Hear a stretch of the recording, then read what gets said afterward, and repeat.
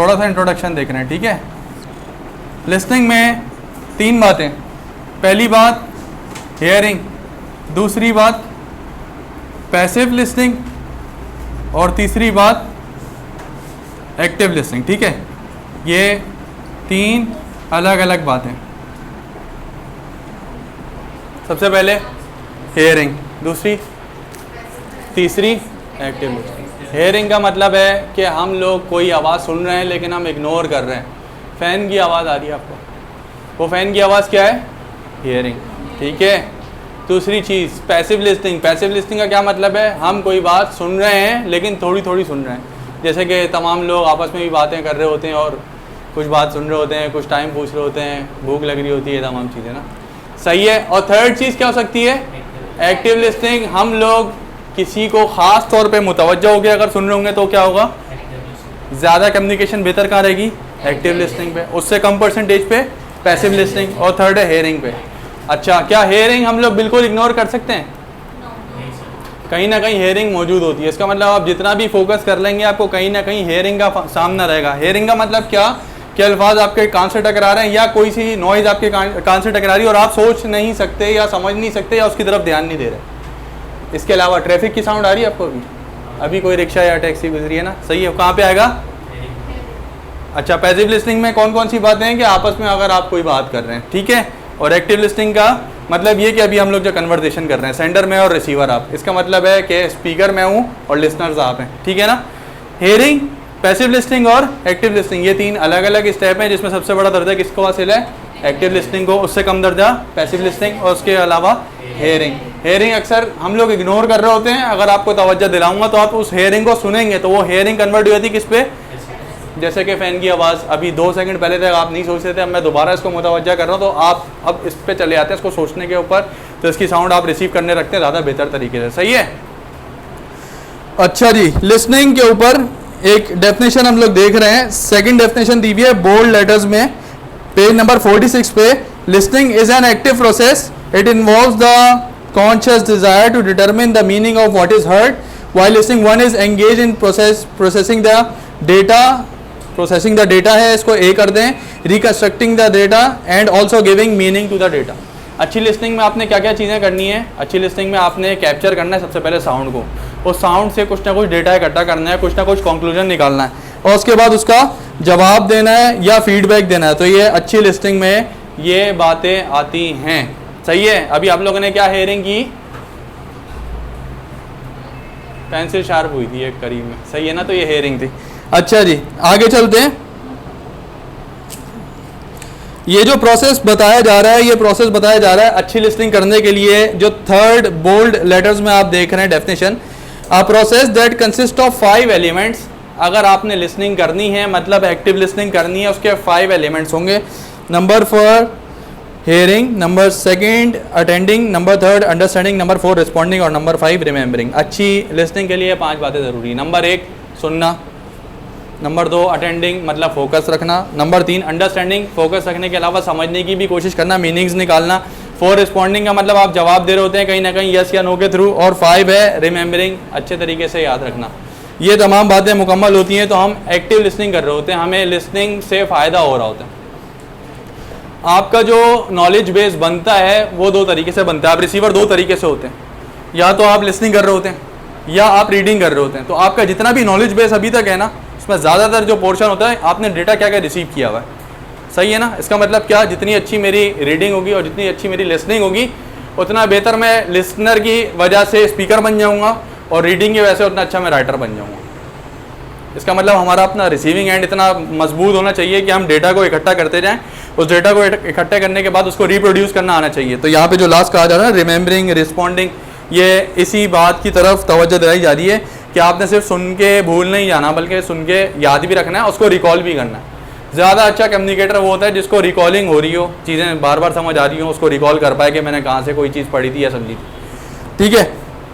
इसको समराइज़ करते हैं, दोबारा से फात बता रहे हैं। 3 बातें क्या थी? हेयरिंग, पैसिव लिसनिंग और एक्टिव लिसनिंग। जी बताएं, तीनों के फ़र्क बताएं। सर हेयरिंग वो होती है जिसको हम इग्नोर करते हैं, अगर हम थोड़ा सा उस पर तवज्जो दें तो पैसिव लिसनिंग, ठीक है, और अगर किसी चीज़ को हम तवज्जो के साथ सुन रहे होते हैं तो वो एक्टिव लिसनिंग। ज़बरदस्त, ठीक है ना। अच्छा जी, ये आपके पास कुछ तस्वीरें बनी हुई हैं, थैंक्स फॉर लिसनिंग वगैरह।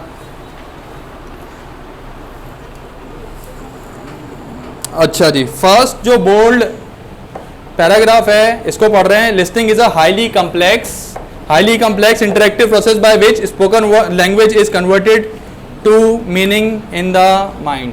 जी, लिसनिंग एक बहुत मुश्किल काम है, बहुत ज़्यादा मुश्किल काम है। तहम्मुल के साथ सुनना और बग़ैर आवाज़ के सुनना, ये बहुत मुश्किल काम है ना, कॉम्प्लेक्स है, बहुत ज़्यादा मुश्किल है। सही है। इंटरेक्टिव प्रोसेस कैसे? लिसनर जवाब कैसे दे रहा होगा? दो तरीक़ों से, अपने वर्बल बिहेवियर से और नॉन वर्बल बिहेवियर से। नॉन वर्बल एक्शंस में क्या होता है? यस हमें समझ आता है, या आई कांटेक्ट अच्छा मेंटेन करना, फोकस के साथ सुनना, ये तमाम चीज़ें आती हैं नॉन वर्बल में। वर्बल में जवाबात जो आप लोग दे रहे होते हैं, अगर रिस्पॉन्ड करेंगे बेहतर तरीके से, जो आपसे पूछा जा रहा है उसी रेलिवेंट क्वेश्चन का रेलिवेंट आंसर दे रहे होंगे, तो ये भी अच्छी लिसनिंग में आ रही होती है बात। ठीक है, फिर क्या कहते हैं? By which spoken language is converted to meaning in the mind, जिसकी वजह से अच्छी लिसनिंग करते हुए आप क्या करते हैं? आपको लिसनिंग करने के बाद आपको पता चलता है कि कौन कौन से हमने डेटा इकट्ठा किया है, हमारे पास कौन कौन से कंक्लूजन निकलना है किसी भी बात के। जैसे कि अभी तक हमने जो बातें की, समराइज़ करें तो हमने क्या क्या बातें की हैं, लिसनिंग का प्रोसेस क्या होगा, जो 5 बातें, अटेंडिंग, हेयरिंग वगैरह। सही है। इसके अलावा हमने बात की है हेयरिंग के बाद अगला स्टेप पैसिव लिसनिंग, उसके बाद एक्टिव लिसनिंग। इसके अलावा हमने बात की अभी तक कि जो लिसनिंग है वो बहुत मुश्किल मेथड है, बहुत मुश्किल प्रोसेस है, जो हर कोई नहीं कर पाता, बहुत तामुल के साथ बैठना पड़ता है इसमें। इसको मैच करेंगे हम लोगों ने क्या क्या पढ़ा हुआ है। अभी इंटरव्यू पढ़ा था, इंटरव्यू में एक हम लोगों ने बात पढ़ी होगी कि लिसनर को चाहिए या इंटरव्यूअर या इंटरव्यू को चाहिए कि आपस की बातों को सुनने के साथ आराम से तामुल के साथ सुनेंगे। Be confident and be patient, वहाँ पे ये बातें पढ़ी थी ना हमने। सही है। अच्छा, क्रॉस टॉक नहीं करेंगे, ये बात भी पढ़ी थी। ये सब के सब कहाँ से आ रहा है? ये इंटरव्यू से जो आ रहा है वो असल में बेसिक उसकी मौजूद थी लिसनिंग में। सही है। अच्छा जी, नेक्स्ट पेज पे चलेंगे। पेज 46 के बाद पेज नंबर 47। ये हम तमाम लोग कर रहे होते हैं कहीं ना कहीं गलतियाँ। वो तमाम गलतियाँ क्या कहलाती हैं? 9 रीजंस ऑफ पुअर लिसनिंग। ये हम बचपन से करते आ रहे हैं और आइंदा भी करते रहेंगे, जिसमें 9 नंबर है टॉपिक। अगर टॉपिक आपके हिसाब से नहीं होगा तो हो सकता है कि आपकी लिसनिंग उस तरीके की ना हो जिस तरीके से आपकी फोकस लिसनिंग हो सकती थी। ठीक है।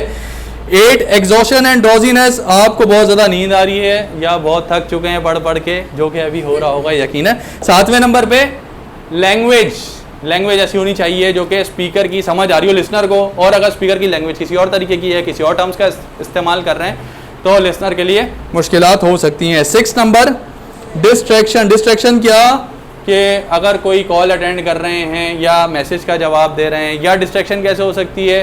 कोई आप पेज फिलिप कर रहे हैं या आपका पेन नहीं चल रहा, आप चलाने की कोशिश कर रहे हैं, तमाम चीज़ें डिस्ट्रैक्शन में आएंगी। बिल्कुल। 5 है स्लगिशनेस का मतलब ये है कि लिसनर कैजुअल एटीट्यूड करते हुए सीरियस नहीं है बात को सुनने के लिए, और ख्यालों में जो एम्बुलेंस जा रही है ना उसको सोच रहे हैं कि ये कहाँ जा रही है, एम्बुलेंस इस वाले ट्रैक से जा रही है, सामने वाले ट्रैक से जा रही है। ठीक है। 4 इवेल्युएशन, ये हमने कहाँ पढ़ा था? Evaluation, stop listening when you become busy in evaluating the situation. जी,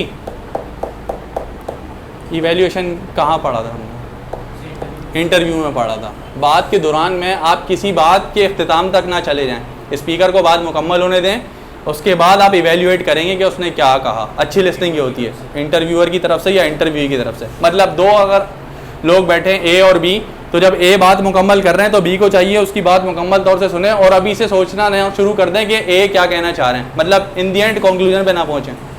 ठीक है ना।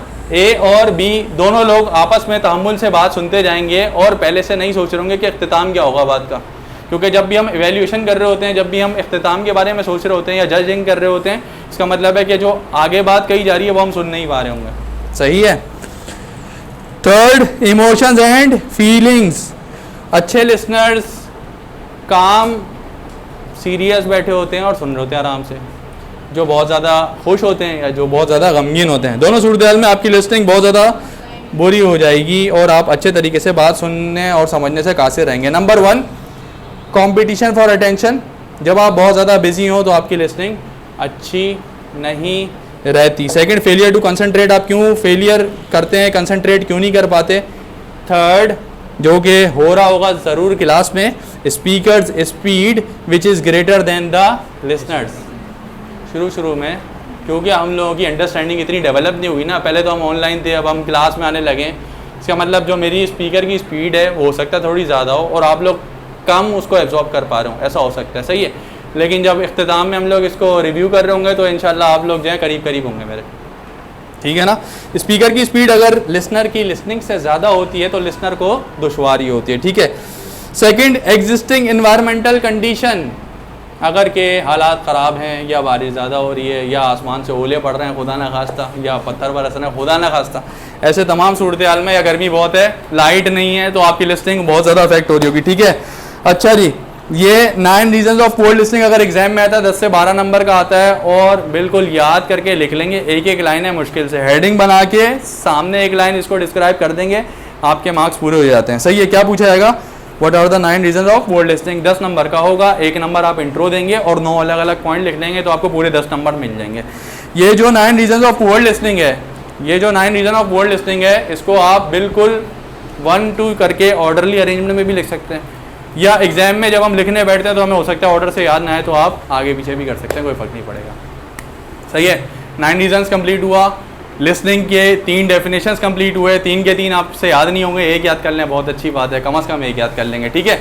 और इसके बाद जो मेन क्वेश्चन आता है वो आता है गुड लिसनिंग के 10 कमांडमेंट्स, 10 बेहतरीन बातें अच्छी लिसनिंग करने के लिए। आगे चलेंगे, आगे चलें, पेज नंबर 49 पे आपको ऐसी कोई चीज़ दिख रही होगी, ये 10 रीजंस देख रहे हैं आप गुड लिसनिंग के।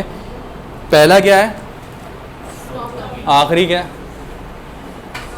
इत्तेफाक से, सही है। क्यों, क्योंकि स्टॉप टॉकिंग को इन्होंने डबल वेटेज दी है, मतलब सारे रीजंस से हट के स्टॉप टॉकिंग अगर आप कर लेंगे तो इसकी डबल वेटेज है। मतलब अगर आप स्टॉप टॉकिंग नहीं कर रहे और बाकी तमाम चीज़ों पे ओवरकम कर लिया, तमाम की तमाम गुड लिसनिंग आप कर रहे हैं लेकिन सिर्फ स्टॉप टॉकिंग नहीं हो रही, तो उसकी वजह से हम लोग गलती कर सकते हैं। तो स्टॉप टॉकिंग 2 दफ़ा लिखा गया।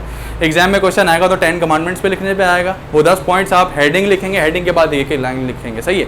10 कमांडमेंट्स में से फर्ज करें 5 नंबर का है तो 10 नंबर नहीं लिखेंगे बल्कि 5 नंबर के हिसाब से लिखेंगे, वहाँ पे 5 हेडिंग होंगी। लेकिन वो 5 हेडिंग का यह मतलब नहीं है कि फर्स्ट भी स्टॉप टॉकिंग और लास्ट भी स्टॉप टॉकिंग या सेकंड भी रिपीट नहीं करना उसको, सही है। रिपीट जब ही करना है जब 10 के 10 आपको गुड लिसनिंग लिखना आता हो। नंबर 1 क्या है और नंबर 10 भी क्या है, second, put the talker at ease, speaker को बोलने दें, सही है ना। जितना ज़्यादा स्पीकर को आसानी फराम करेंगे उतना ज़्यादा वो बेहतर बोलेगा और आप उतना बेहतर समझेंगे, सही है। Third, show him that you want to listen, आप अपने बिहेवियर जैसे रखेंगे कि स्पीकर को इंटरेस्ट रहे आपसे बात करने में, ठीक है ना। बिहेवियर ऐसे नहीं होने चाहिए जिसकी वजह से स्पीकर को लगे कि क्लास इंटरेस्टेड नहीं है या लिसनर इंटरेस्टेड नहीं है, सही है। Third, show him that you want to listen, focus बरकरार रखते हुए, फोकस बरकरार रखने में क्या क्या बातें आ रही हैं यहाँ पे, हम लोग बुक रीडिंग भी कर रहे हैं, हम लोग नोट्स टेकिंग भी कर रहे हैं, हम लोग लेक्चर भी अटेंड कर रहे हैं, 3-4 बातें आ रही हैं और जवाब भी दे रहे हैं जब पूछा जा रहा तो, ठीक है। 4, रिमूव डिस्ट्रैक्शंस, कैसे रिमूव कर सकते हैं डिस्ट्रैक्शंस, पेपर फ्लिप ना करें और कोई अगर शोर कर रहा है उसको खामोश कराएं, खामोश नहीं होता, पेन जो है वो इस तरीके से क्लिक नहीं करें, सही है। 5 है, empathise with the talker, talker के हिसाब से सोचें समझें उसके हिसाब से, सही है। हम लोगों ने पढ़ा था 2nd चैप्टर में प्लानिंग स्टेप्स, प्लानिंग स्टेप्स में से किसी को याद आ रहा है कौन सा पॉइंट है,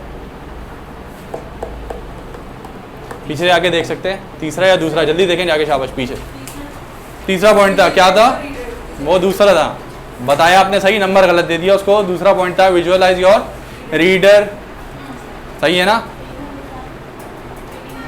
ठीक है। वापस आ जाएं, इसका मतलब क्या, रीडर लिसनर की बात के हिसाब से उसको वेटेज देना, हम ऐसा सोचेंगे, इस तरीके से सुनेंगे कि स्पीकर के जज्बात को समझ सकेंगे, स्पीकर क्या कहना चाह रहे हैं, उसका पर्सपेक्टिव समझ सकें, स्पीकर का एनवायरनमेंट समझ सकें, स्पीकर के बारे में जान सकें कि ऐसा क्यों हो रहा है और क्या बताना चाह रहे हैं। जैसे इंटरव्यू की बात कर रहे हैं तो इंटरव्यू में अगर कोई एक्सपीरियंस अपना बता रहा है कि मैंने फला जगह से स्कॉलरशिप हासिल की, या एक्सपीरियंस में बता रहा है कि मैंने कोई प्रोजेक्ट मुकम्मल किया था और कंपनी ने मुझे रिवॉर्ड दिया था, तो फिर इंटरव्यूअर को चाहिए कि इंटरेस्ट के साथ उसकी बात सुने क्योंकि वो जज्बात समझना चाह रहा है स्पीकर के, सही है ना।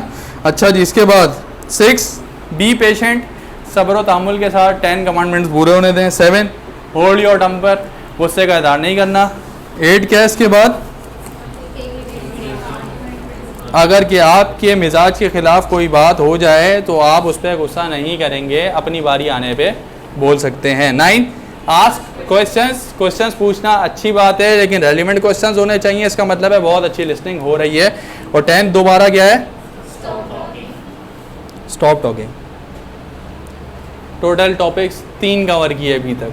दोबारा से मैं आपको बता दूं, नंबर 1 हम लोगों ने डेफिनेशंस देखी, नंबर 2 हम लोगों ने देखा पोअर लिसनिंग क्या होती है, नंबर 3 हमने देखा 10 कमांडमेंट्स ऑफ गुड लिसनिंग। अगर 10 कमांडमेंट्स के नाम से आएगा तो ये 10 के 10 आपने लिख के बताने हैं। जैसे 14 पॉइंट्स अगर आते थे तो 14 पॉइंट्स लिख के बताते थे, लेकिन अगर वो कहें सिर्फ और सिर्फ कि आप बता दें क्या क्वालिटीज़ होनी चाहिए लिसनर के लिए, तो फिर इसमें से आप अपनी मर्जी से बता सकते हैं, इसके अलावा भी कुछ बता सकते हैं। किसी को कोई सवाल है तो पूछ सकते हैं यहाँ तक। इंट्रो दे देंगे तो अच्छा है, थोड़ी बहुत बातें लिख दिएगा। लिसनिंग बहुत ज़रूरी है और अच्छी लिसनिंग करने के लिए ये तमाम उसूल आप देख सकते हैं। सही है, थोड़ा सा इंट्रो अगर दे देंगे तो ज़्यादा बेहतर रहता है। Page number 50, sources of difficulty by the speaker. Listening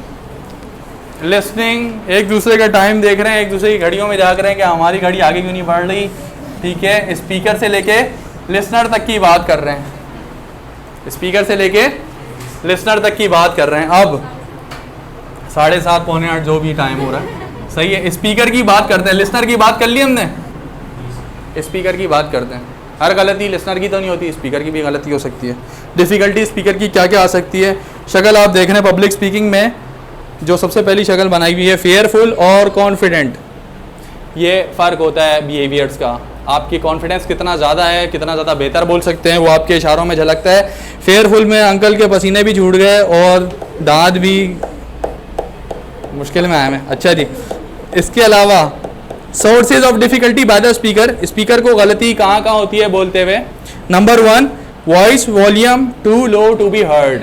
जब भी कहें स्पीकर अगर आप हैं, लिसनर की तो सारी बात कर ली ना हमने, लिसनिंग अच्छे से करो, तुम बहुत अच्छे शख्स बन जाओगे अच्छी लिसनिंग करते हुए। अब स्पीकर की बात कर रहे हैं। स्पीकर में नंबर 1 क्या बताया जा रहा है? डिफ़िकल्टी कहाँ होगी स्पीकर को? Number 1, voice volume too low to be heard. ये क्या बात है? ये बात है उसकी नेगेटिव बात है। इसकी पॉजिटिव बात क्या बनाएंगे? सही है, voice volume should be clear लिख सकते हैं, या voice volume should be reasonable लिख सकते हैं। सही है। Second, making the message too complex.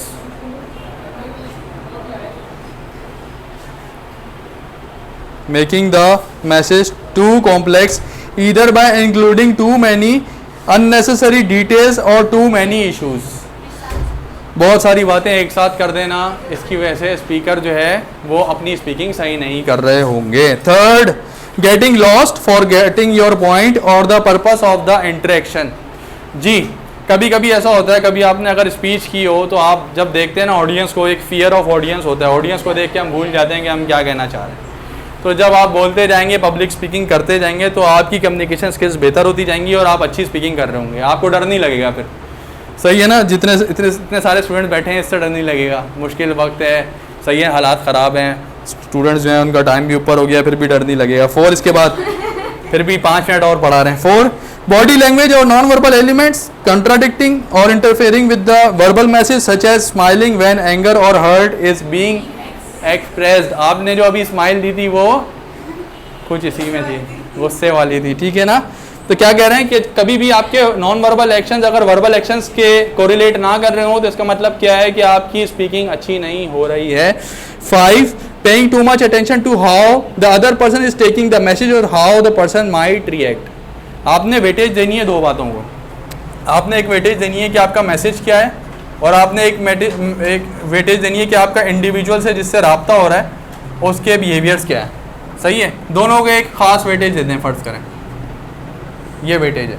अगर मैं इंडिविजुअल पे फोकस ज़्यादा करने लगूँ 80%, इसका मतलब मैसेज में से कुछ एरिया मैंने फोकस का लगा दिया इंडिविजुअल पे, तो मैसेज में हो सकता है कम ही रह जाए। बिल्कुल इसी तरीके से अगर मैं मैसेज का बहुत ज़्यादा ध्यान दे रहा हूँ, मैं 90% मैसेज पे ध्यान दे रहा हूँ, इसका मतलब इंडिविजुअल पे मैं कितना ध्यान दे रहा हूँ? सिर्फ। कभी कभी आपने स्पीचेस देखी होंगी, ऐसा लगता है कि तकरीर नहीं कर रहा है बल्कि रीडिंग कर रहे हैं। वो कब होता है? जब हम मैसेज पे बहुत ज़्यादा ध्यान दे रहे होते हैं, हमारे हाथ में मैटर होता है, हम सिर्फ और सिर्फ मैटर पढ़ते जाते हैं और इंडिविजुअल पे ध्यान नहीं दे रहे होते। इसका मतलब एक ख़ास बैलेंस आपने मेंटेन करना है। 50-50% भी हो सकता है, 55 और 45 भी हो सकता है। ऐसा बैलेंस मेंटेन करेंगे बहुत ज़्यादा इश्यूज़ ना आ रहे हो। आपने दोनों बातों पे, मैसेज और इंडिविजुअल पे ख्याल करना है। अच्छा जी, इसके बाद की जो पॉइंट्स हैं वो हम लोग बाद में कंटिन्यू कर लेंगे, यहाँ तक आप लोग मार्क कर लें। कुछ पूछना होगा तो पूछ सकते हैं आप लोग। Thanks for cooperating. अल्लाह हाफिज़।